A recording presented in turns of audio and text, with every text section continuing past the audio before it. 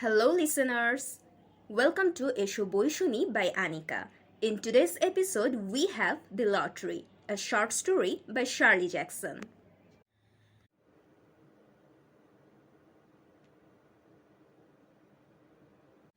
The morning of June 27th was clear and sunny, with the fresh warmth of a full summer day. The flowers were blossoming profusely and the grass was richly green. The people of the village began to gather in the square between the post office and the bank around 10 o'clock. In some towns, there were so many people that the lottery took 2 days and had to be started on 2nd June. But in this village, where there were only about 300 people, the whole lottery took less than 2 hours. So it could begin at 10 o'clock in the morning and still be through in time to allow the villagers to get home for noon dinner. The children assembled first, of course. School was recently over for the summer, and the feeling of liberty sat uneasily on most of them. They tended to gather together quietly for a while before they broke into boisterous play, and their talk was still of the classroom and the teacher, of books and reprimands. Bobby Martin had already stuffed his pockets full of stones, and the other boys soon followed his example, selecting the smoothest and rounded stones. Bobby and Harry Jones and Dickie Delacroix, the villagers pronounced this name Delacroix, eventually made a great pile of stones in one corner of the square and guarded it against the raids of the other boys. The girls stood aside, talking among themselves, looking over their shoulders at rolled in the dust and clung to the hands of their older brothers or sisters. Soon the men began to gather, surveying their own children, speaking of planting and rain, tractors and taxes. They stood together, away from the pile of stones in the corner, and their jokes were quiet, and they smiled rather than laughed. The women, wearing faded house dresses and sweaters, came shortly after their menfolk. They greeted one another and exchanged bits of gossip as they went to join their husbands. Soon the women standing by their husbands began to call to their children, and the children came reluctantly, having to be called 4 or 5 times. Bobby Martin ducked under his mother's grasping hand and ran, laughing, back to the pile of stones. His father spoke up sharply, and Bobby came quickly and took his place between his father and his oldest brother. The lottery was conducted, as were the square dances, the teen club, the Halloween program by Mr. Summers, who had time and energy to devote to civic activities. He was a round-faced, jovial man, and he ran to the coal business, and people were sorry for him, because he had no children, and his wife was a scold. When he arrived in the square carrying the black wooden box, there was a murmur of conversation among the villagers, and he waved and called, "Little late today, folks." The postmaster, Mr. Graves, followed him, carrying a three-legged stool, and the stool was put in the center of the square, and Mr. Summers set the black box down on it. The villagers kept their distance, leaving a space between themselves and the stool, and when Mr. Summers said, "Some of you fellows want to give me a hand?" there was a hesitation before two men, Mr. Martin and his oldest son, Baxter, came forward to hold the box steady on the stool while Mr. Summers stirred up the papers inside it. The original paraphernalia for the lottery had been lost long ago, and the black box now resting on the stool had been put into use even before Old Man Warner, the oldest man in town, was born. Mr. Summers spoke frequently to the villagers about making a new box, but no one liked to upset even as much tradition as was represented by the black box. There was a story that the present box had been made with some pieces of the box that had preceded in it, the one that had been constructed when the first people settled down to make a village here. Every year after the lottery, Mr. Summers began talking again about a new box, but every year the subject was allowed to fade off without anything being done. The black box grew shabbier each year. By now it was no longer completely black, but splintered badly along one side to show the original wood color, and in some places faded or stained. Mr. Martin and his oldest son, Baxter, held the black box securely on the stool until Mr. Summers had stirred the papers thoroughly with his hand, because so much of the ritual had been forgotten or discarded. Mr. Summer had been successful in having slips of paper substituted for the chips of wood that had been used for generations. Chips of wood, Mr. Summers had argued, had been all very well when the village was tiny, but now that the population was more than 300 and likely to keep on growing, it was necessary to use something that would fit more easily into the black box. The night before the lottery, Mr. Summers and Mr. Graves made up the slips of paper and put them in the box, and it was then taken to the safe of Mr. Summers' coal company and locked up until Mr. Summers was ready to take it to the square next morning. The rest of the year the box was put away, sometimes one place, sometimes another. It had spent 1 year in Mr. Graves' barn, and another year underfoot in the post office, and sometimes it was set on a shelf in the Martin grocery and left there. There was a great deal of fussing to be done before Mr. Summers declared the lottery open. There were the lists to make up of heads and families, heads of households in each family, members of each household in each family. There was the proper swearing in of Mr. Summers by the postmaster as the official of the lottery. At one time, some people remembered there had been a recital of some sort performed by the official of the lottery, a perfunctory, tuneless chant that had been rattled off duly each year. Some people believed that the official of the lottery used to stand just so when he said or sang it. Others believed that he was supposed to walk among the people, but years and years ago this part of the ritual had been allowed to lapse.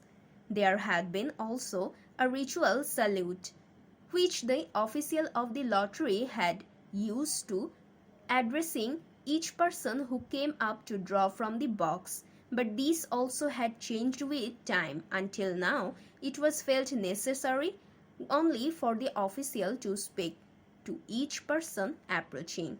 Mr. Summers was very good at all this, in his clean white shirt and blue jeans, with one hand resting carelessly on the black box. He seemed very proper and important as he talked interminably to Mr. Graves and Martins.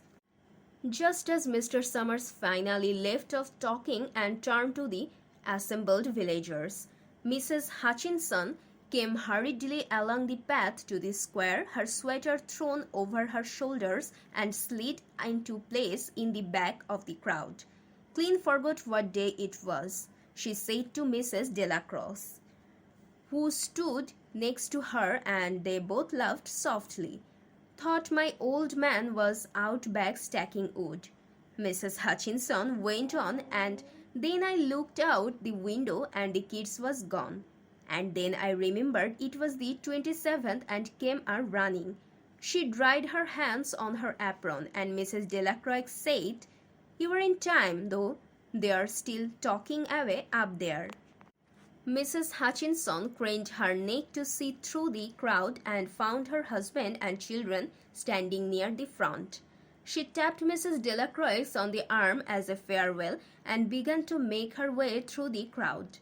The people separated good-humoredly to let her through. 2 or 3 people said, in voices just loud enough to be heard across the crowd, "Here comes your Mrs. Hutchinson."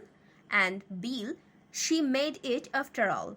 Mrs. Hutchinson reached her husband, and Mr. Summers, who had been waiting, said cheerfully, "Thought we were going to have a get-on without you, Tessie." Mrs. Hutchinson said, grinning, "Wouldn't have me leave me dishes in the sink, now would you, Joe?"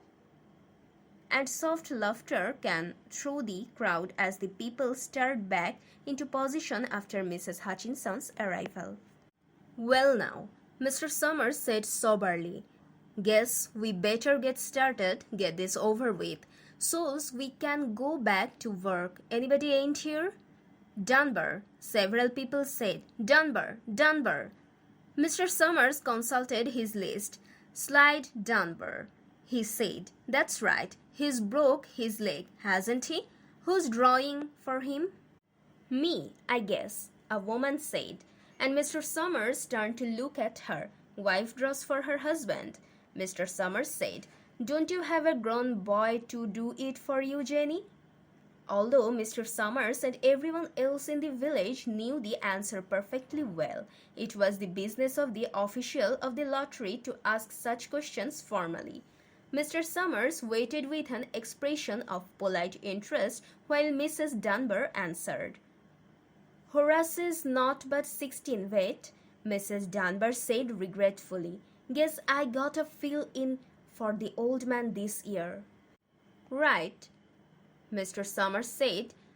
He made a note on the list he was holding. Then he asked, "Watson boy drawing this year?" A tall boy in the crowd raised his hand. "Here," he said.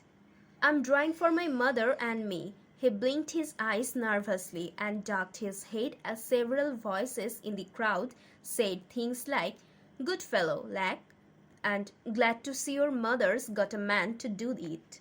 "Well," Mr. Summers said, "guess that's everyone. Old man Werner make it?"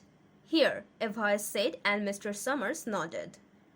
A sudden hush fell on the crowd as Mr. Summers cleared his throat and looked at the list. "All ready," he called. "Now I will read the names, heads of families first, and the men come up and take a paper out of the box. Keep the paper folded in your hand without looking at it until everyone has had a turn. Everything clear?" The people had done it so many times that they only half listened to the directions. Most of them were quiet, waiting their lips, not looking around. Then Mr. Summers raised one hand high and said, "Adams." A man disengaged himself from the crowd and came forward. "Hi, Steve," Mr. Summers said, and Mr. Adams said, "Hi, Joe." They grinned at one another humorously and nervously. Then Mr. Adams reached into the black box and took out a folded paper. He held it firmly by one corner as he turned and went hastily back to his place in the crowd, where he stood a little apart from his family, not looking down at his hand. "Allen," Mr. Summers said, "Anderson, Bentham. Seems like there's no time at all between lotteries anymore," Mrs. Delacroix said to Mrs. Graves in the back now. "Seems like we got through with the last one only last week." "Time sure goes fast," Mrs. Graves said. "Clark, Delacroix." "There goes my old man," Mrs. Delacroix said. She held her breath while her husband went forward. "Dunbar," Mr. Summers said, and Mrs. Dunbar went steadily to the box while one of the women said, "Go on, Jenny," and another said, "There she goes." "We are next," Mrs. Graves said. She watched while Mr. Graves came around from the side of the box, greeted Mr. Summers gravely, and selected a slip of paper from the box.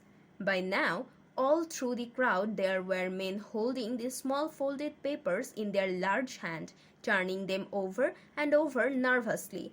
Mrs. Dunbar and her two sons stood together, Mrs. Dunbar holding the slip of paper.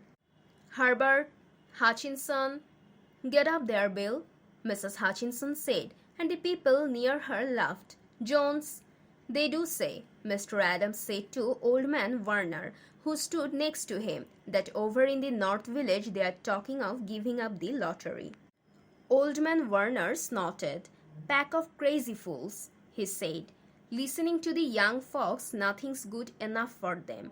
Next thing you know, they will be wanting to go back to living in caves. Nobody work anymore. Live hat way for a while. Used to be a saying about lottery in June, corn be heavy soon. First thing you know, we would all be eating stewed chickweed and acorns. There's always been a lottery, he added petulantly, but enough to see young Joe Summers up there joking with everybody. Some places have already quit lotteries, Mrs. Adams said. Nothing but trouble in that, Old Man Werner said stoutly. Pack of young fools? Martin. And Bobby Martin watched his father go forward. Overdyke, Percy. I wish they'd hurry, Mrs. Dunbar said to her oldest son. I wish they'd hurry. They're almost through, her son said. You get ready to run, tell Dad, Mrs. Dunbar said. Mr. Summers called his own name and then stepped forward precisely and selected a slip from the box. Then he called, Werner. 77th year I've been in the lottery, Old Man Werner said as he went through the crowd. 77th time. Watson. The tall boy came awkwardly through the crowd. Someone said, Don't be nervous, Jack. And Mr. Summers said, Take your time, son. Janini. After that there was a long pause, a breathless pause, until Mr. Summers, holding his slip of paper in the air, said, All right, fellows. For a minute no one moved, and then all the slips of papers were opened. Suddenly all the women began to speak at once, saying, Who is it? Who's got it? Is it the Dunbars? Is it the Watsons? Then the voices began to say, It's Hutchinson. It's Bill. Bill Hutchinson's got it. Go tell your father, Mrs. Dunbar said to her oldest son. People began to look around to see the Hutchinsons. Bill Hutchinson was standing quiet, staring down at the paper in his hand. Suddenly, Tessie Hutchinson shouted to Mr. Summers, You didn't give him time enough to take any paper he wanted. I saw you. It wasn't fair. Be a good sport, Tessie, Mrs. Delacroix called, and Mrs. Graves said. All of us took the same chance. Shut up, Tessie, Bill Hutchinson said. Well, everyone, Mr. Summers said. That was done pretty fast, and now we have got to be hurrying a little more to get done in time. He consulted his next list.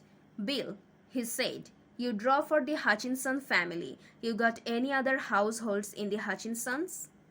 There's Don and Eva, Mrs. Hutchinson yelled. Make them take their chance. Daughters draw with their husbands' families, Tessie, Mr. Summers said gently. You know that as well as anyone else. It wasn't fair, Tessie said. I guess not, Joe, Bill Hutchinson said regretfully. My daughter draws with her husband's family. That's only fair, and I have got no other family except the kids. Then, as far as drawing for families is concerned, it's you, Mr. Summers said in explanation. And as far as drawing for households is concerned, that's you too, right? Right, Bill Hutchinson said. How many kids, Bill? Mr. Summers asked formally. 3, Bill Hutchinson said. There's Bill, Junior and Nancy and Lil Dave and Tessie and me. All right then. Mr. Summers said, Harry, you got their tickets back? Mr. Graves nodded and held up the slips of paper. Put them in the box then, Mr. Summers directed. Take Bill's and put it in. I think we ought to start over, Mrs. Hutchinson said, as quickly as she could. I tell you, it wasn't fair. You didn't give him time enough to choose. Everybody saw that. Mr. Graves had selected the 5 slips and put them in the box, and he dropped all the papers but those onto the ground, where the breeze caught them and lifted them off.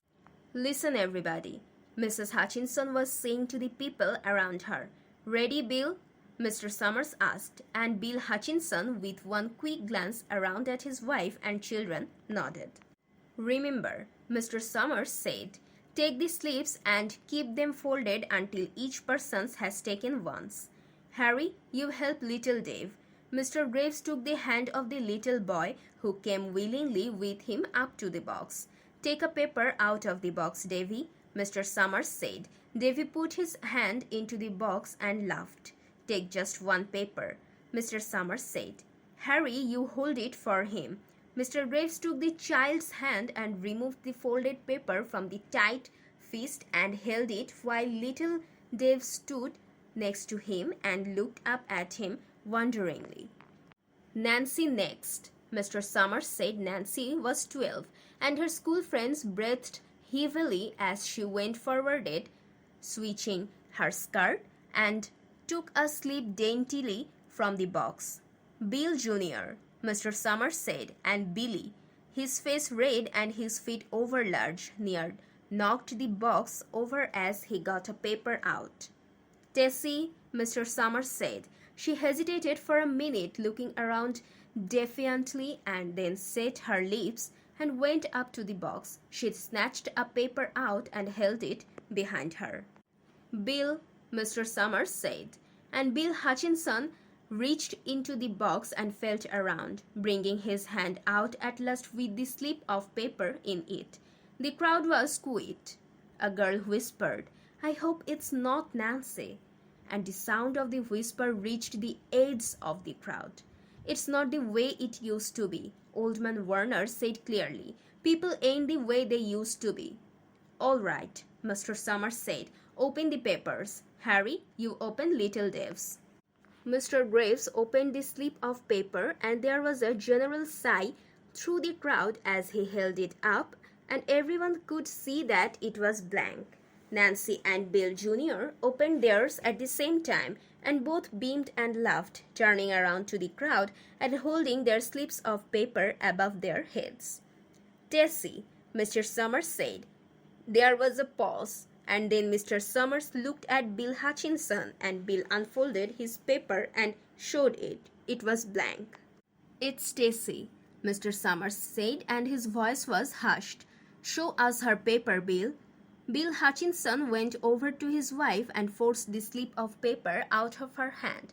It had a black spot on it, the black spot of Mr. Summers had made the night before with the heavy pencil in the coal company office.